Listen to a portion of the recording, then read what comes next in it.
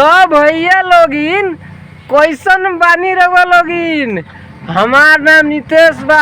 हम बानी तमिलनाडु में, घर बिहार बा। आ तमिलनाडु में सोचत हब लोगन का करत कमाए आयल बानी पैसा, काहे कि पेट के सवाल बा।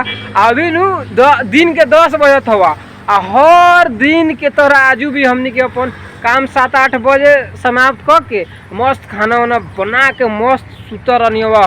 आ सुतले मोबाइल देखते देखते मन अगता गेल आके बैठल बनियवा निमिया के तारवा। अब भैया नु हम कहले बनियवा 100 दिन में 100 गो वीडियो बनावे के चैलेंज। अब भैया वीडियो बनावे के मतलब घूमत रहे के होला ना, तो मन लागल वीडियो बनावे में। तमिलनाडु के गाँव में चाहे सुंदर सुंदर जगह पर जाला लोग, ऐसा ऐसा जगह पर जाला जहाँ दिल खुश हो जाला वहाँ जाके। लेकिन आजू भैया बुझात हो लोड ना हुआ, गाड़ी है ठंडा में लगैले हवा। आ कई गो दिन ऐसा जाला जे दिन लोडे ना आवेला, बोर हो जाला आदमी रूम में सुतले मोबाइल देखते देखते। आ शाम के नु हमनी कथी करे नी सर, उठा के हटा के हेरे धरे नी से बिहान के कमाएला। लोड आई तो ठीक बा, लोडवा आई तो 1000 टोटल पत्थर हो भैया। अगर 1000 लोड तो ना गिर सकते हो। अब जितना लोड होता है से उठता हुआ ना तो सब है धरता हुआ बिहान के कमाएला जगह बनता हुआ। अब भैया नु दीपावली में ना अब घर है ना छठ पूजा ना दीपावली ना लिखल हुआ है। दीपावली छठ पूजा देखे के 2 आदमी जाए लोग, फिर नया आदमी आए लोग 2 आदमी 3 आदमी जाए आदमी आवे।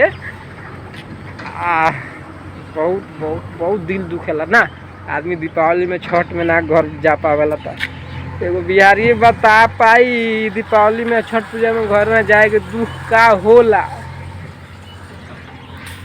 देखी लोड आओ तक ना है तो नहीं देखा दी भैया लोगन। तमिलनाडु के इनार देखाओ तो नहीं रोग लोगन का। देखी तमिलनाडु में पानी के बहुत दिक्कत हो ना, इन्हें कल ना होखल रोग लोगन के तो पते हुई है भाई। तमिलनाडु के फेमस भगवान जी रोज सवेरे राउर दर्शन करबे कर ले भगवान जी। अब ये है देखी ई हवा इनार लगत हवा बहुत गहीर हवा भैया लोग। इनार नु बहुत ही ज़्यादा गहीर हवा। तमिलनाडु में नु खेती वेती करेला यही तरह के बहुत बड़का बड़का इनार बना के पानी के यूज होखल हवा। इन्हें बोरी ना होखल हवा, हाँ बोरी न होखल हवा, बोरी ने तो होखल हवा लेकिन बहुत अंदर तक पाइप जाल हवा। कई दिन कई रात लागल हवा बोर हलावे में, कोनो खाए ना रहल हवा। पहाड़ जहाँ ज़्यादा पत्थर हुई ज़्यादा टाइम लागल हवा। अभी देखी भैया लोग लोड आवता कि ना आवता। फिलहाल अभी तो कथी करम सो जाता नहीं, यही लोग बैठे निमिया के तरह जाता नहीं आराम से सुतम। लोड आई तो आई ना तो वीडियो में आगे का हो मिलल जाइए बाद में, ठीक बा भैया लोग। अभी नु टाइम हो गल बा दिन के 1 बजे वाला बा।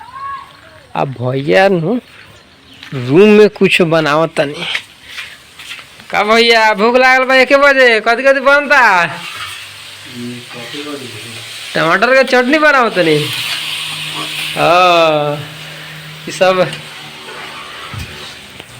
सब भैया दोपहर के खाना के व्यवस्था में लागल बा लोग। आज वो लोड ना गिरल पूरा दिन सुतले मोबाइल देखले भूख लागल बा ना। खैर तब ना कमाई तो खा ली कहाँ से का, जा बोले ना खा ली तो कमाई ली कहाँ से। ये सब हटावे के बा। हलवा पूरी टैट हुई आजू भैया बनाई बनाओ तनी रहो हुआ भूख लगा था हमरा भैया लोग। हमनी के नु जैसे ही खाना बना के दोपहर में खा जात रहनी। देखी भैया इतना मेहनत से टमाटर के चटनी अब पापड़ वापड़ मस्त छना गेल बा। तो अब के जात रही से खाए टटक के, तो टटके आ गए ड्राइवरवा कहत लोड बा कौन हमें से लदवा ले, तो कहत ना भीजल बका दो। तो अब भाई ओकर मन करते जे में से लदवाते जाता इनसे लोड करे। ओकर बाद खाना वाना खा के जाम सा।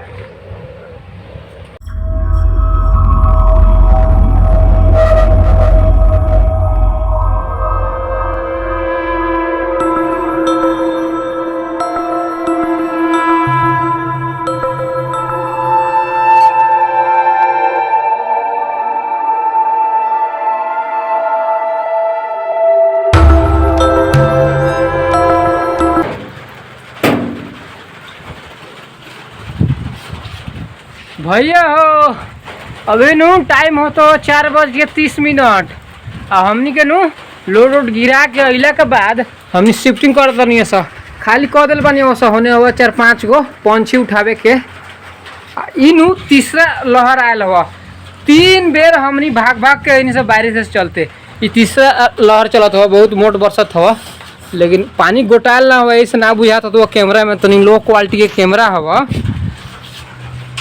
अब भैया नु अभी देखी छूटता कि ना छूटी तो इंसान हटेला के बाद में साफ सफाई कैला के बाद में सीमेंट निकलला के बाद में तब खाना वाना बनाएम से हमनियो खाएम से और वो लोगन के खियाएम से ठीक बा।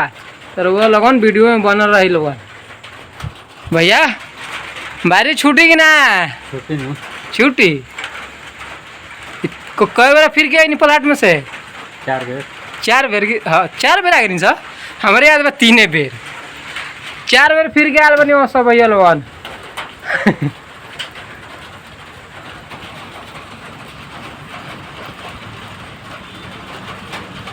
ओ भैया अभी तो टिप टिपाते हो भैया हो अभी तो टिप टिपाते हवा मैंने जाता नहीं हवा ज़्यादा ना हवा कोना में तो इंसान बाचल हवा ओकर बाद है साफ करबा स ओकर बाद देखेम स मन कर तो सीमेंट निकाल देम स चाहे मन ना कर तो ना निकालेम स हमनी के मन के ऊपर नहीं के बारिश के मन के ऊपर बा मोबाइल धके होते हैं तो भीग जाए। भैया हो फाइनली नु टाइम हो गल बा 6 आ बारिश छूटल रहा तांका देरला उतने देर में मार देने वहाँ से हमनी हाथ है ने उठा के प्लाट साफ है ने सीमेंट निकाल के धदल बनी सा ठीक बा। हमनी ये काम तो खत्म हो गल बा तो हम ये वीडियो को भी खत्म कर देते नहीं का मिले अगला वीडियो में। बाय जय हिंद हर हर महादेव।